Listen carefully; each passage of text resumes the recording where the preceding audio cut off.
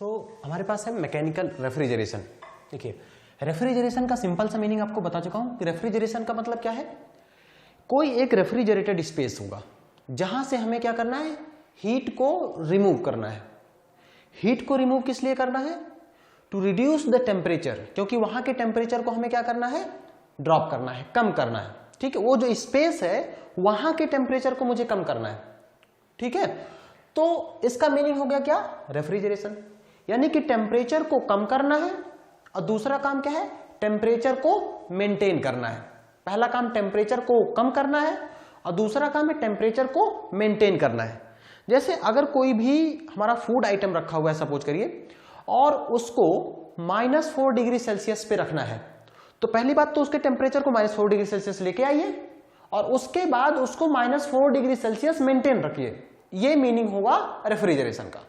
अब दूसरा टर्मिनोलॉजी है मैकेनिकल, यानी कि पहली बात रेफ्रिजरेशन का मीनिंग क्लियर है। मैकेनिकल का मतलब क्या है, कोई ना कोई मैकेनिकल सिस्टम होगा। जैसे हमारे पास है कंप्रेसर, यहां पे देखिए, ये हमारा क्या है, ये हम कंप्रेसर। ठीक है, तो कंप्रेसर हमारा क्या है, एक मैकेनिकल डिवाइस है। यहां पे देखिए कंप्रेसर है। ठीक है, तो अगर हम कंप्रेसर यूज कर रहे हैं मतलब जो डिवाइस है वो मैकेनिकल होना चाहिए, उसका यूज करके आप रेफ्रिजरेशन कर रहे हैं, तो हमारा क्या है, एक मैकेनिकल रेफ्रिजरेशन मेथड है ना। ये हमारा क्या है, इसे मैकेनिकल रेफ्रिजरेशन बोलते हैं। क्लियर है, क्योंकि यहां पे जो कंप्रेसर है इसको ड्राइव किया जाएगा। कंप्रेसर एक रोटेटिंग एलिमेंट है, मैकेनिकल एलिमेंट है, इसमें मूविंग पार्ट्स होंगे। ठीक है, अब यहां पर देखिए इनपुट ये हो गया, और दूसरा ये जो रेफ्रिजरेटेड स्पेस, जो रेफ्रिजरेशन है जहां का टेम्परेचर मेंटेन करना है, पहली बात तो उसे कम करना है और दूसरा उसे मेंटेन करना है, वो कौन सा जगह है, ये कोल्ड रेफ्रिजरेटेड स्पेस। समझ पा रहे हैं? जैसे यहां पर हम कुछ फूड आइटम रख सकते हैं, यहां पे कोई हमारे फूड आइटम्स हो सकते हैं या कोल्ड ड्रिंक्स हो सकते हैं, उनको हम यहां रखेंगे, वहां से हीट को क्या करेंगे, एब्जॉर्ब करेंगे, हीट को एब्जॉर्ब करेंगे। ठीक है, क्योंकि जैसे देखो, आपको जैसे आप हीट एब्जॉर्ब करोगे ना, आपको बताया था कि डेल्टा क्यू जो हीट है ये कहीं ना कहीं टेम्परेचर डिफरेंस पे डिपेंड करता है। तो जैसे जैसे हीट निकालोगे, चूंकि ये फाइनाइट बॉडी है, फाइनाइट मतलब जिसका हीट कैपेसिटी डेफिनिट हो, मतलब कोई नंबर हो, अनंत या इनफाइनाइट नहीं हो, तो उसका टेम्परेचर ड्रॉप होगा कि नहीं होगा, बिल्कुल होगा, क्योंकि आइसोथर्मल हीट रिजेक्शन थोड़ा ना है। तो टेम्परेचर आइसोथर्मल वाले में यानी कि समतापीय, आइसोथर्मल मतलब समतापीय, तो यहां पर आइसोथर्मल वाला नहीं है, तो टेम्परेचर तो ड्रॉप होना ही होना है। ठीक है, जैसे आप गर्म कोई पानी रख देते हैं, गर्म पानी रखते हैं है ना रेफ्रिजरेटर में, थोड़ी देर के बाद वो क्या हो रहा है, ठंडा हो रहा है। क्यों?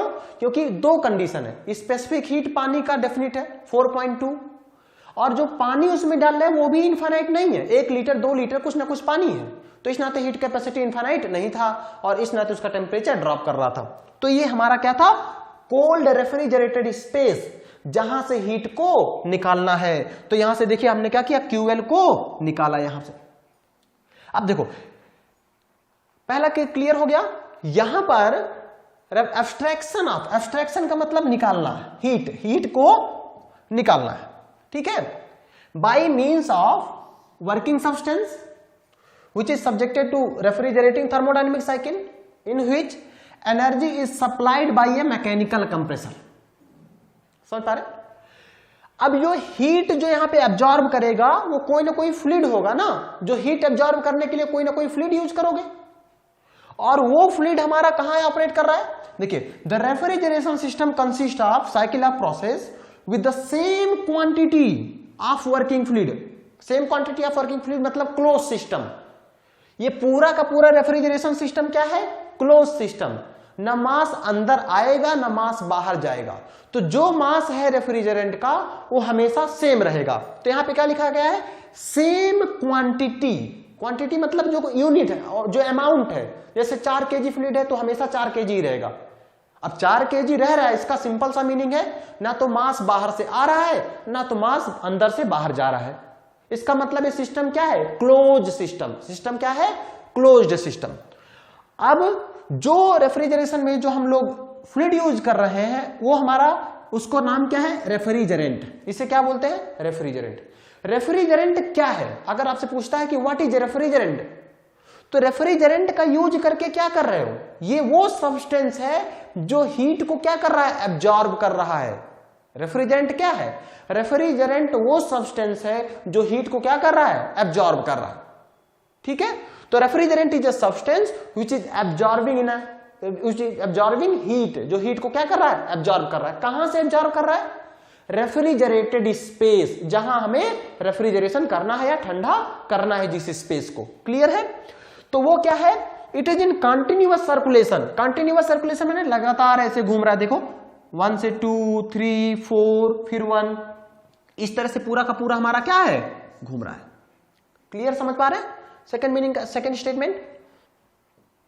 ठीक है, अब यहां पर देखिए हमने बोला मैकेनिकल है, ठीक है, तो मैकेनिकल है तो इसमें यानी कि कंप्रेसर में कुछ ना कुछ इनपुट डिवाइस होना चाहिए। कंप्रेसर को ड्राइव करना है ना भाई, कंप्रेसर को ड्राइव करना है। सपोज करिए हमारे पास कंप्रेसर है, ये देखिए मैंने आपको बताया था कि कंप्रेसर कैसे होगा, जहां एंट्री हो रही है और ये आपका एग्जिट हो रहा है।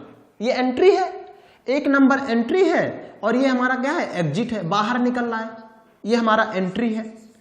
तो एंट्री पे वॉल्यूम ज्यादा होगा। कंप्रेस, कंप्रेसर का मतलब कंप्रेस, दबाना है ना, संपीडक, इसको क्या बोलते हैं, कंप्रेसर को क्या बोलते हैं, संपीडक।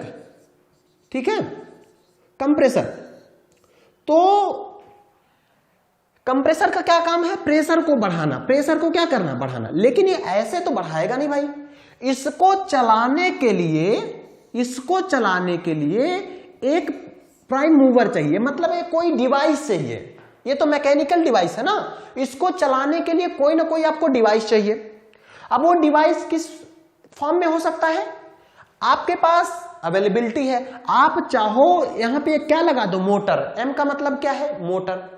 तो मोटर कैसे चलेगा, अरे यार मोटर के लिए कुछ ना कुछ इलेक्ट्रिसिटी देना होगा। तो जो एनर्जी चाहिए इस कंप्रेसर को ड्राइव करने के लिए, वो क्या कर रहा है, इलेक्ट्रिकल एनर्जी। समझ पा रहे हैं, वो क्या चाहिए, इलेक्ट्रिकल एनर्जी। तो मैंने क्या लिखा कि जो मैकेनिकल सिस्टम है ना, जो मैकेनिकल सिस्टम है is essentially in the form of, क्या इनपुट हो सकता है, in the form of mechanical हो सकता है, इलेक्ट्रिकल हो सकता है, थर्मल हो सकता है।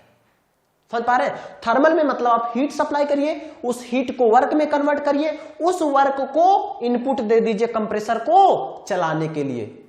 समझ पा रहे हैं, उस हीट को जो आप हीट थर्मल एनर्जी दीजिए, थर्मल एनर्जी आपका जैसे टरबाइन है, आप कह सकते हो जैसे कंप्रेसर है। सपोज करो मेरे पास एक कंप्रेसर है, ठीक है, यहां ध्यान से समझिए, ये हमारे पास क्या है, कंप्रेसर, इसको चलाना है। तो चलाना है इसका मतलब क्या है यार, चलाना है मतलब इसके शाफ्ट को घुमा देना है ना, और ओमेगा स्पीड से घुमाना है, तो घुमा दो। देखो कैसे घूमेगा, आप क्या कर दो, यहां पर टरबाइन लगा दो, बोलो यहां पे टरबाइन लगा दो। अब यहां से जो एनर्जी आएगी, ये एनर्जी बाहर निकलेगी। तो ये देखो वॉल्यूम बढ़ रहा है ना, तो इसे टरबाइन बोलते हैं। तो जब ये टरबाइन चलेगा तो कुछ मैकेनिकल एनर्जी देगा ना, कुछ मैकेनिकल एनर्जी देगा कि नहीं, शाफ्ट घूम रहा है तो क्या है, मैकेनिकल एनर्जी, टॉर्क देगा। तो टॉर्क का हम यूज करेंगे इस कंप्रेसर को चलाने के लिए। समझ पा रहे हो, इस मैकेनिकल एनर्जी का यूज कर लिया इस कंप्रेसर को चलाने के लिए। तो डिपेंड कर रहा है कि किस तरह की एनर्जी ले रहे हो। अरे भाई अगर आप मोटर से इसको चला रहे हो तो आपको इलेक्ट्रिकल एनर्जी की चाहिए, टरबाइन से कपल करके कंप्रेसर को चला रहे हो तो मैकेनिकल एनर्जी चाहिए। ठीक है, तो इस हिसाब से अब इस कंप्रेसर को चलाने के लिए, टरबाइन को चलाने के लिए क्या चाहिए, स्टीम चाहिए। स्टीम कहां से आएगी, बॉयलर से। अब बॉयलर को स्टीम कैसे मिलेगा, थर्मल एनर्जी। अरे पानी को आप गर्म करोगे है ना, तब जाके वो इवेपोरेट होगा, है ना, वेपराइज होगा, वेपराइज होके वो स्टीम में बनेगा। स्टीम, अब देखो थर्मल एनर्जी जो इनपुट हुआ कंप्रेसर में, उसमें क्या नाम है, बॉयलर में, बॉयलर ने बनाया स्टीम, स्टीम गया टरबाइन के पास, टरबाइन ने जनरेट किया मैकेनिकल एनर्जी। अब उस मैकेनिकल एनर्जी का यूज करके कंप्रेसर चला लेना है। तो कंप्रेसर का इनपुट देखना है हमको, कंप्रेसर क्या इलेक्ट्रिकल एनर्जी लेके चल रहा है। हाँ यहां पर देखो इलेक्ट्रिकल एनर्जी ने मोटर चलाया, मोटर ने कंप्रेसर चलाया, तो इनपुट क्या हो गया, इलेक्ट्रिकल।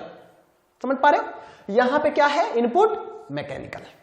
समझ पा रहे, तो इस मैकेनिकल रेफ्रिजरेशन सिस्टम में जो कंप्रेसर को ड्राइव करने के लिए आपको जो इनपुट चाहिए, वो इनपुट क्या हो सकता है भाई? वो आपका मैकेनिकल का हो सकता है, या इलेक्ट्रिकल का हो सकता है, या फिर थर्मल का हो सकता है। ये हमारे क्या है, जो फॉर्म है जिससे हम लोग एनर्जी इनपुट करेंगे मैकेनिकल रेफ्रिजरेशन सिस्टम। क्लियर? ठीक। अब देखिए, अब हमारे पास जो परेशानी है वो ये है कि हम ये चाहते हैं कि एनर्जी की, देखिए जो वर्ल्ड है हर कोई जान रहा है कि क्राइसिस है एनर्जी की, तो हम चाहते हैं कि ऐसे सिस्टम, ऐसे मैकेनिकल सिस्टम को डेवलप करें या ऐसे रेफ्रिजरेशन सिस्टम को डेवलप करें जिसमें एनर्जी का इनपुट कम हो, या अगर एनर्जी का इनपुट पहली बात तो कम हो, और अगर एनर्जी का इनपुट हो तो कन्वेंशनल वाले कम हो, नॉन कन्वेंशनल वाले ज्यादा हो। ठीक है, नॉन कन्वेंशनल मतलब समझ पा रहे हो? जैसे सोलर एनर्जी का यूज कर लिया। नॉन कन्वेंशनल एनर्जी का मतलब क्या हो गया, हम कोयले पे डिपेंड नहीं रह सकते कि कोयले को बर्न करेंगे उससे हीट प्रोड्यूस होगा, क्योंकि कोल का रिजर्व कम हो रहा है। तो हम चाह रहे हैं कि जो एनर्जी का इनपुट है वो चेंज हो। तो जो हम लोग कन्वेंशनल मतलब पुराने वाले तरीके से जा रहे थे, उसको हटा के हम लोग नॉन कन्वेंशनल में जाएं, जिससे कि हम लोग जैसे सोलर एनर्जी का यूज करके कर सकते हैं, या वेस्ट हीट कोई चीज बर्न करो, हीट जनरेट करो, अगर वो वेस्ट हो रहा है आप उसको यूटिलाइज करके कंप्रेसर को ड्राइव कर सकते हैं। सोलर एनर्जी का यूज करके आप ड्राइव कर सकते हैं। ठीक है, अब मैकेनिकल चाहिए तो मैकेनिकल चलाने के लिए भाई शाफ्ट को चलाना पड़ेगा, और शाफ्ट को तो हम लोग विंड एनर्जी का यूज करके भी चला सकते हैं कि नहीं? तो ये विंड एनर्जी, ये सारे नॉन कन्वेंशनल एनर्जी हैं। ये सारे के सारे क्या है? Non conventional energy resources. ठीक है, तो इस तरह का हमारा जो अगला एफर्ट है कि मैकेनिकल रेफ्रिजरेशन सिस्टम को ऑप्टिमाइज कैसे करें, उसमें जो एनर्जी का रिसोर्स था, एनर्जी जहां से यूज कर रहे थे, उनको क्या करो, ऑप्टिमाइज करो। कैसे ऑप्टिमाइज करोगे? सोलर एनर्जी का यूज कर लीजिए, विंड एनर्जी का यूज कर लीजिए। ठीक है, यानी कि non conventional form of energy को यूज करके हम लोग कर सकते हैं। क्यों ऐसा कर रहे हैं? Because due to crisis of energy, due to crisis of energy. ठीक है, अब देखिए, अगर हम देखें, अच्छा कंप्रेसर ही नहीं, कहीं कहीं अगर पंप भी लगा हुआ तो भी मैकेनिकल का पार्ट है, रोटेटिंग पार्ट है। ठीक है, तो बहुत सारे, चूंकि हमें इसे डिटेल में पढ़ना है, मैं इसके टाइप बता रहा हूं। What are the type of mechanical refrigeration system, कौन कौन से टाइप है? तो ये मैकेनिकल रेफ्रिजरेशन सिस्टम है कौन सा? देखो, एक आता है वेपर कंप्रेशन रेफ्रिजरेशन सिस्टम, जो हम लोग विंडो एसी यूज करते हैं, जो घर में हम लोग विंडो में एसी यूज करते हैं, उसमें ब्लैक कलर का मोटर आपने देखा होगा, और उसको चलाने के लिए एक कंप्रेसर होगा ब्लैक कलर का। ब्लैक कलर के कंप्रेसर को चलाने के लिए एक मोटर यूज करते हैं। इस कंप्रेसर का नाम मोस्टली हम लोग रखते हैं हेर्मेटिकली सील्ड कंप्रेसर। अब उस मोटर को चलाने के लिए इलेक्ट्रिकल एनर्जी चाहिए ना, अभी मैं बता रहा था कि एनर्जी हमारा इलेक्ट्रिकल में हो सकता है, मैकेनिकल के फॉर्म में हो सकता है, तो उस इलेक्ट्रिकल एनर्जी का यूज करते हैं। किसमें? Vapour compression refrigeration system. Vapour compression refrigeration कहां यूज किया जाता है? विंडो एसी में। जो विंडो वाला एसी होता है, एयर कंडीशनर होता है, उसमें हम लोग vapour compression refrigeration system use करते हैं। तो चूंकि वहां पर कंप्रेसर को ड्राइव करने के लिए हम मोटर को यूज कर रहे हैं, मोटर को ड्राइव करने के लिए इलेक्ट्रिकल, तो कंप्रेसर एक मैकेनिकल एलिमेंट है नहीं, तो इस नाते वो जो रेफ्रिजरेशन सिस्टम होगा वो क्या होगा? Mechanical refrigeration system. तो मैकेनिकल रेफ्रिजरेशन सिस्टम का एक टाइप हो गया वेपर कंप्रेशन रेफ्रिजरेशन सिस्टम। समझ पा रहे? उसी तरह से एयर को कंप्रेस करने के लिए बच्चा, एयर या गैस रेफ्रिजरेशन में एयर को कंप्रेस करने के लिए भी कंप्रेसर यूज किया जाता है। इसमें कौन कौन से एलिमेंट है? कंप्रेसर है, कूलर है, टरबाइन है। ठीक है, एक केबिन में यूज किया जाता है। तो अभी हमारे एलिमेंट को जानना जरूरी नहीं है, हम बस ये जानना है कि कहीं कंप्रेसर तो यूज नहीं कर रहे, कहीं पंप तो यूज नहीं कर रहे, कि मैकेनिकल एलिमेंट यूज तो नहीं कर रहे। अगर मैकेनिकल एलिमेंट यूज कर रहे हैं तो इसका मतलब वो मैकेनिकल रेफ्रिजरेशन सिस्टम का पार्ट है, अदरवाइज नहीं है। तो यहां भी कंप्रेसर यूज किया। एक यूज करेंगे वेपर एब्जॉर्प्शन रेफ्रिजरेशन सिस्टम, यानी कि वेपर एब्जॉर्प्शन रेफ्रिजरेशन, इसको बोलते हैं बच्चा VAR, वेपर एब्जॉर्प्शन रेफ्रिजरेशन। इसे बोलते हैं VCR, वेपर कंप्रेशन रेफ्रिजरेशन। यहां कहोगे कि सर VAR में तो कंप्रेसर हटा देते हैं, हाँ कंप्रेसर हटा देते हैं, लेकिन वहां पे डिपेंडिंग अपॉन, जैसे एक्वा अमोनिया ये आगे हम लोग पढ़ेंगे, वहां पे कहीं ना कहीं पंप भी लगाए जाते हैं। ठीक है, तो मैकेनिकल एलिमेंट होने चाहिए, मैकेनिकल एलिमेंट होगा तो भी हमारा this is also a type of vapour absorption refrigeration. हाँ बोल सकते हो कि यहां पे कंप्रेसर नहीं लगाते, कंप्रेसर को हटा के, अभी एडवांस मॉडिफिकेशन मैंने बोला ना, सोलर एनर्जी को यूज कर लो, तो यहां पे कंप्रेसर को हटा के सोलर एनर्जी यूज करते हैं। ये सब हम लोग डिटेल में देखेंगे, ये पूरा का पूरा चैप्टर है। ठीक है, अच्छा, और फिर हमारा क्या है, स्टीम जेट रेफ्रिजरेशन सिस्टम। ये सारे के सारे these are the type of mechanical refrigeration system, जिसमें मैकेनिकल एनर्जी का मतलब कोई ना कोई मूविंग पार्ट यानी कि मैकेनिकल एलिमेंट होगा, कोई ना कोई मैकेनिकल एलिमेंट होगा, वो हमारा क्या कहलाएगा, मैकेनिकल रेफ्रिजरेशन सिस्टम। अब देखते हैं कि इसकी हिस्ट्री को देखा जाए, मैकेनिकल रेफ्रिजरेशन, तो पहली बार जब ये डेवलप किया गया ना, तो इट वाज इन यूके, है ना, यूके में पहली बार डेवलप किया गया। यूके में डेवलप किया गया बाय पर्किंस। उन्होंने क्या किया, मैंने क्या बोला था, मैकेनिकल भी यूज कर सकते, थर्मल भी यूज कर सकते, इलेक्ट्रिकल भी यूज कर सकते, क्या एनर्जी का सोर्स जो मैकेनिकल को ड्राइव करेगा। आपको कंप्रेसर को ड्राइव करना है, कंप्रेसर को इन्होंने पहली बार क्या किया, हाथ से ड्राइव किया। कंप्रेसर को कैसे, हैंड ऑपरेटेड कंप्रेसर बनाया इन्होंने। यहां पर पहली बार जब मैकेनिकल रेफ्रिजरेशन सिस्टम बना, उसकी मैं बात कर रहा हूं, ये यूके में बना, और इन्होंने क्या यूज किया, हैंड ऑपरेटेड कंप्रेसर। ठीक है, तो अभी हम लोगों ने देखा था, एक कंप्रेसर था, ऊपर कंडेंसर था, फिर टरबाइन, और टरबाइन नहीं रहेगा तो एक्सपेंशन वाल्व लगेगा, फिर नीचे इवेपोरेटर। ये एलिमेंट हम लोग डिटेल में वीसीआर में पढ़ेंगे, वेपर कंप्रेशन रेफ्रिजरेशन। अभी बस आप समझिए, अब यहां पे इन्होंने क्या किया, हैंड ऑपरेटेड कंप्रेसर।